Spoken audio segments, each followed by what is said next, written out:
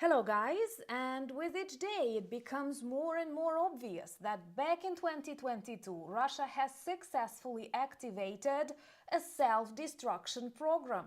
They claimed they want new territories when in reality they demonstrate they have a lot of unnecessary people. If you have a look at the number of Russian losses and compare it to the number of Russian gains, please keep in mind Kursk and special military operation of Ukraine there. You can clearly see Russia does not care about its people. But since recently, they also do not care about North Korean soldiers and, most importantly, their generals. Since the start of the invasion, they've lost more than a dozen. And it seems like the first strike of storm shadows inside Russia brought us some really good results. Minus 500 North Korean soldiers and a Russian general Valery Solochuk. Actually, this week was a week of Russian weaknesses. Putin tried to threaten the world with Oreshnik when in reality he hit his own Russian economy the hardest with this so-called new intercontinental ballistic missile. This was also a week when we've managed to destroy two command posts in Belgorod and Kursk regions and even visited the launching grounds of Oreshnik with Ukrainian drones. We have observed a meeting of the NATO Secretary General Rutte with President Trump. We have neutralized Russian S-400 radio location system, and Ukraine launched a new super popular computer game Stalker 2. So let's discuss all of these important events from an ordinary Ukrainian perspective. My name is Anna, I'm from Ukraine, I'm in Ukraine, and if you want to see Russia defeated and if you want to protect yourself better against poisonous Russian narratives and their hybrid warfare in your countries, subscribe, join the community of the channel and share the videos that you like on your social media platforms. So let's start with this really big news that were actually printed in the Daily Mail. I will leave the link to the article in the description because it beautifully tells the story of one Russian general and 500 North Korean soldiers that disappeared because of the Storm Shadow. Storm Shadow are cool missiles that since recently we are allowed to use to defend ourselves, and this might have been their first strike in Kursk region. And they can develop really high speed, 600 miles per hour. They can reach 180 miles, and thus it makes Russia very vulnerable. We all know they don't have enough air defense systems. They did not plan that war will return back to where it belongs, to Russia. Also, they put priorities, and all the Russian priority is definitely Putin. That's why his bunkers and his locations are well protected, but the rest of Russia, including since recently the front lines, is not working well. But most importantly, one of the main things that can help Ukraine, which is much smaller than Russia, defeat is technologies. And the technologies of Ukraine that we develop, our allies, missiles are definitely much better than old Soviet crap, and it's really difficult to track Storm Shadow because it has a GPS, it has specific systems that help it dodge air defense. So if it continues like that, soon Russia will run off of their generals. Remember, there are lots of generals lost in this war, and I am sure this influences the decisions made by the Russian army. They rarely confirm these losses, but somehow in a couple of months or half a year, they will post about such a loss.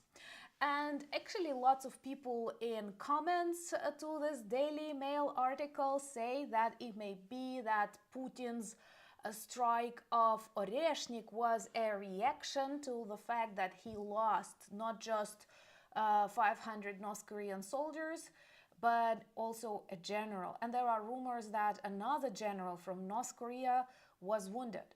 So definitely it's very difficult for Russian propagandists to persuade that everything was just exactly as planned.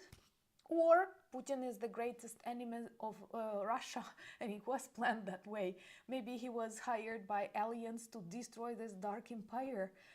Anyway, subscribe to see the collapse of the Kremlin. We will discuss that on the channel, I promise, with wine. Anyway, Oreshnik is a new intercontinental ballistic missile that they used when targeting Dnipro and when blackmailing the world. I will connect a separate video that tells more about Oreshnik and its influence on people's opinion and, most importantly, on the price of ruble in comparison to US dollar. But they claim it's a new missile, when in reality it looks like it's an old one, just with a new name and maybe some minor modifications. And Putin definitely uses it simply as a form of blackmail, because Iskander missiles that they target Ukraine with on a daily basis are also capable of carrying nuclear warheads, unfortunately. So it's not a change in anything, but an illustration.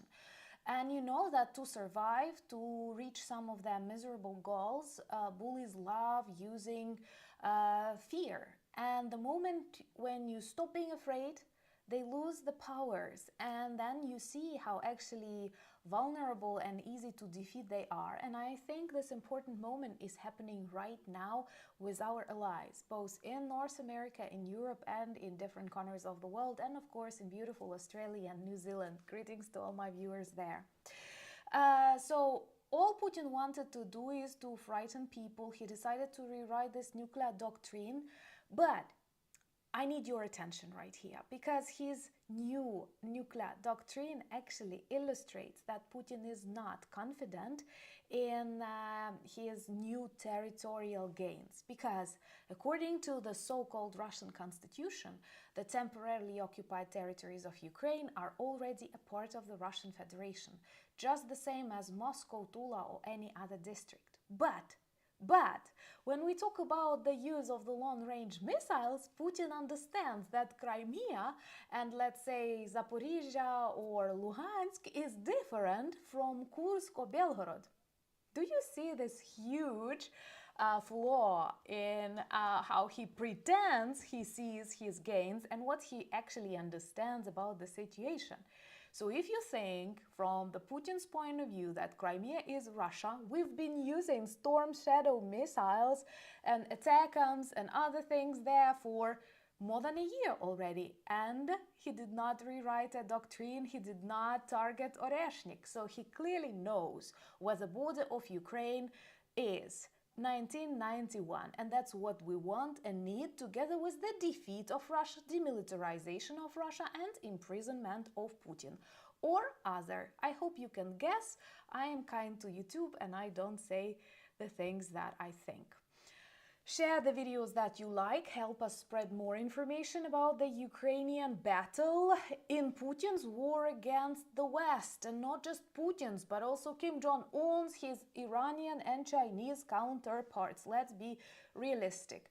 In his recent interview, I'm sorry if I hit the microphone, I didn't want to, I'm just like using too many gestures, that's me. So anyway, he is definitely speaking, General Zaluzhny, that we are already in the Third World War, because Ukraine is fighting not just against Russian soldiers, but against North Korean soldiers. They are on the ground. There are rumors they've crossed Ukrainian border a couple of times. So it's not just about the instruments of war that we use, but the real people on the ground. We don't have NATO soldiers, unfortunately, in Ukraine, and we have thousands of North Korean soldiers in the front lines. And you know what's important? There are rumors they are ready to send 100,000, which is an illustration of Russian weakness, which is an illustration of great losses, and also a tragic illustration that they don't value lives in authoritarian regimes. And if they don't value lives in authoritarian regimes, we keep destroying and neutralizing the evil in various command posts. One in Kursk that I have already told you about, and another one targeted was in Belgorod. But what is also interesting, Ukrainian drones reached a launching ground of Oreshnik intercontinental ballistic missile. And it's not the first time they did some loud explosive work there. It's far away in Astrakhan region, and it is a beautiful illustration how vulnerable, even important, almost secret Russian military objects are. So hopefully we will get more permissions to demilitarize this evil empire, and the world will become a better place, and Ukraine will be ready to protect people in different corners of the world if similar evil appears.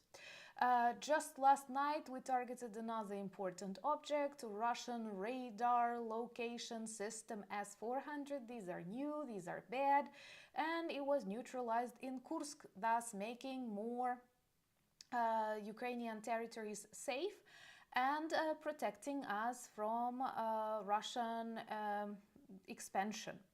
And what is interesting, I believe that more and more global leaders, apart from Scholz, see that Putin is extremely vulnerable, especially from the economic perspective.